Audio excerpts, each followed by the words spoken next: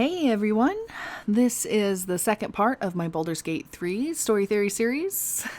In the first video, we went over the basics of the story that are mostly known to us. If you haven't already watched it, I'll link it in the info section below so you can catch up later. The next step for me in trying to analyze the plot was trying to figure out more about the artifact itself.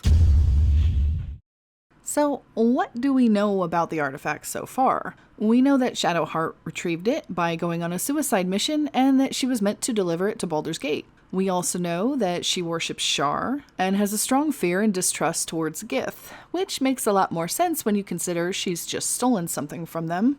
We also know that something is inside of the polyhedric box, since when you try to open it, you can actually sense something inside it. And whatever it is has a consciousness because it makes its desires known to the player several times. Each time someone wants to take it away, it expresses its wishes to stay with Tav and not be taken. It is also actively protecting the party from the influence of the Absolute. We know that Vlaakith has sent her warriors out to retrieve the artifact, and Kithrak Voss even calls it a weapon. The Absolute has also charged her Chosen Three with the task of getting the artifact as well. And it was important enough to them that they were sending out troops immediately upon seeing the Nautiloid vessel crash. We know how the artifact looks, its shape, and that it has Gith runes on the outside, and that it has the ability to glow a brilliant orange. But at the end of the day, nobody, besides maybe Shadowheart, or Voss, really knows what it is. Not even Lae'zel has a clue. In order to really dive into what this thing could be,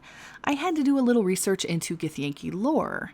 This artifact, relic, or weapon, whatever you want to call it, did belong to Vlaakith after all, and while some of you may be intimately familiar with who she is, I certainly wasn't and had to do my homework. So it might be interesting to some that while Gith is used as shorthand for the Gith race, it is also the name of the original liberator of the Gith people from the Mind Flayers. And it certainly explains why the Gith despise the Mind Flayers since they had been enslaved by them for a very, very long time. They couldn't even remember what their race had originally been called, and so they were named after her, simply as Gith. Gith was all about seeking vengeance upon the Mind Flayers and wanted her people to hunt them down to the ends of the earth. Another Gith named Zerthamon didn't agree and wanted them to work on rebuilding a normal civilization for their people. This argument came to a head, culminating in the pronouncement of Two Skies, where Gith basically said,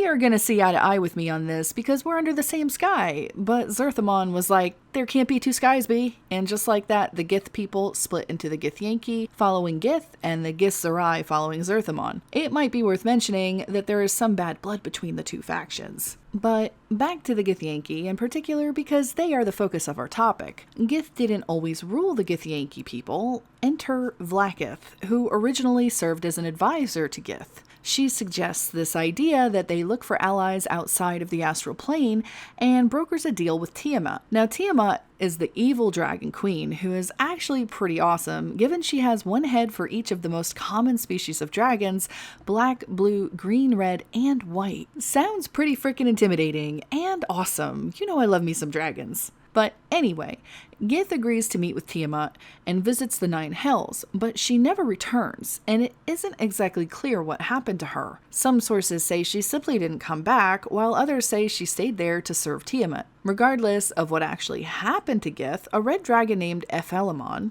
did return to Vlaakith with an agreement from Tiamat that all red dragons would ally with the Githyanki. Efelemon, who I believe was Tiamat's consort, passed along Gith's final decree that Vlaakith would be the new ruler of the Githyanki. So this is how the Kithrak actually got their red dragons, which is pretty cool. But it does leave you wondering about what happened to Gith, doesn't it? I mean, did she decide to stay on her own, or was she staying as part of the actual pact? I wish I could find better source material on this topic because it's pretty interesting on its own. So now we have Vlaakith, which is basically the name of every new queen going forward. And eventually we get to Vlaakith CLVII, which is what, 100, what was the L for again? Yeah, that's right, 50.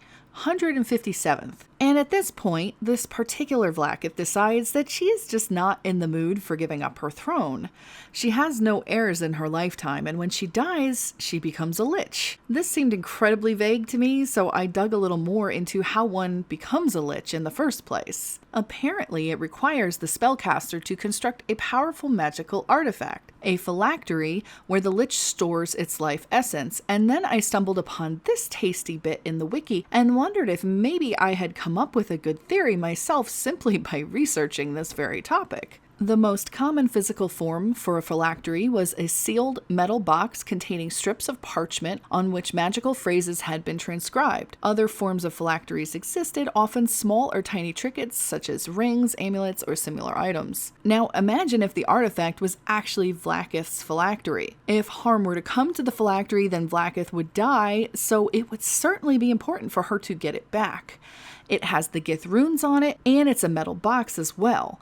All of that matches up, but I don't know if I'm completely buying that theory yet. It doesn't entirely explain why the artifact seems to have a consciousness of its own, or does it? I found this line too. When the phylactery was created, the wizard transferred a bit of life force into the creation. What if the consciousness inside of the box is actually a remnant of the life force that was transferred during the creation of the phylactery? What if it's a sort of guardian?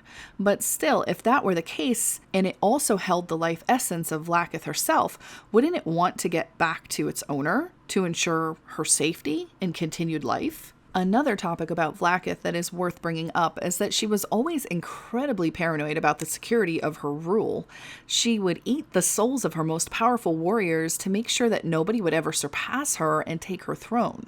And after having been alive and in power for over 1,000 years, she ends up going a little mad, thinking that she might rise to godhood and become a legit deity. I found some information in the wiki that went further into this. It read, she also secretly aspired to ascend to godhood by capturing the spark of divinity from the one in the void. But I couldn't find anything that actually described this in detail, so if anyone knows more about it, if you wouldn't mind leaving some info in the comments, I'd love to know more. But given that Vlaakith took to absorbing souls on a pretty regular basis over the millennia, it makes me wonder if perhaps she didn't also contain their life forces in other ways, like placing them inside an artifact, much like a phylactery. But instead of using it to give them everlasting life, what if she used it as a weapon instead, harnessing their power for whatever end she might have needed? This is me completely reaching here, but it would explain why the artifact doesn't want to return to Vlaakith. I've also tried to cheat in terms of looking up some of the powerful artifacts that Vlaakith is said to own and found this. I certainly don't think the artifact is any of these things though.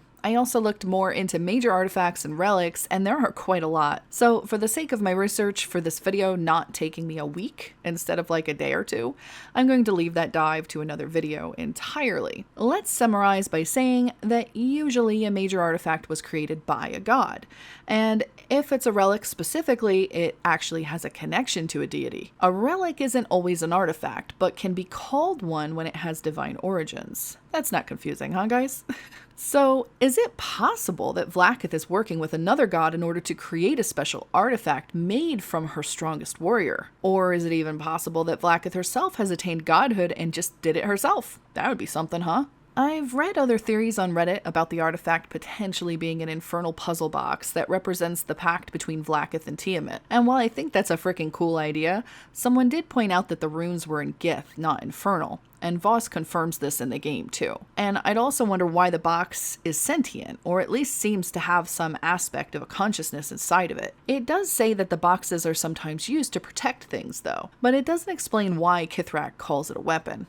Considering how much research I had to do, I didn't dive into any other theories, but it might be worth checking some others out in the future, as well as going through all the possible artifacts that might match up. That's some serious dedication right there though. I'd need to enlist the help of some hardcore D&D lore nerds for that one. You ever want to email me with some help? I certainly won't turn it down. But that aside, there's one last thing that I want to bring up, and that's what possible reason the followers of Shar would A, even know about its existence, and B, what would they hope to do with it? And all of that also equates to the Absolute as well. It makes me wonder if perhaps there wasn't a traitor among the Githyanki, someone to sell out the Lich Queen's secrets. Now, I have to admit I don't know nearly enough about Shar, so maybe sometime in the future I'll delve into her lore too. For now, we'll just have to say that they're all looking for power. And I have to say that even though neither of my theories holds up as a definitive answer, something about the possibility of it being a phylactery just feels right to me, you know?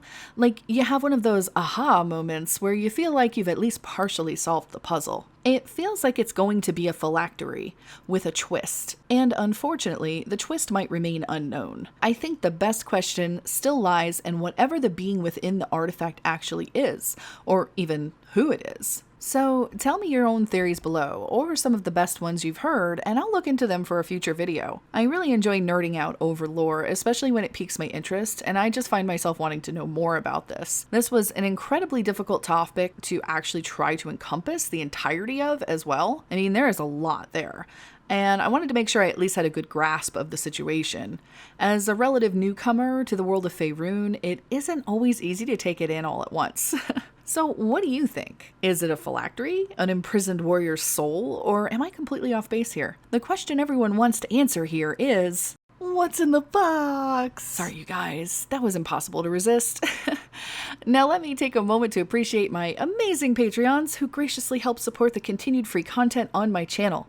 Whether it's delving into lore or just gossiping about the latest dialogue I found in Baldur's Gate 3, you guys are making it happen. But seriously, I appreciate everyone who comes by and even watches a stupid ad to support the channel. And given this is my first premiere, you guys just being here and chatting with me is freaking amazing. I also wanted to mention that I'm finally getting my first book started on Patreon. The working title is Legionnaires and Chapter 1 is already up. Sci-fi romance is probably the best genre if I had to pick one. It's going to be Patreon only to start, but I'm going to release at least the first few chapters to the public, probably starting next Thursday, so that everyone can get a chance to read it and decide if they like it enough to continue. But getting back to the story theory series, the next planned video is going to be more about lore, because before we can talk about the tadpole and even the absolute, we need to talk more about the Netherese, who they were, and why Ethel wanted nothing to do with their magic all of these years later. Thanks again, everyone. I love you all, and until next time, I'll see you guys later.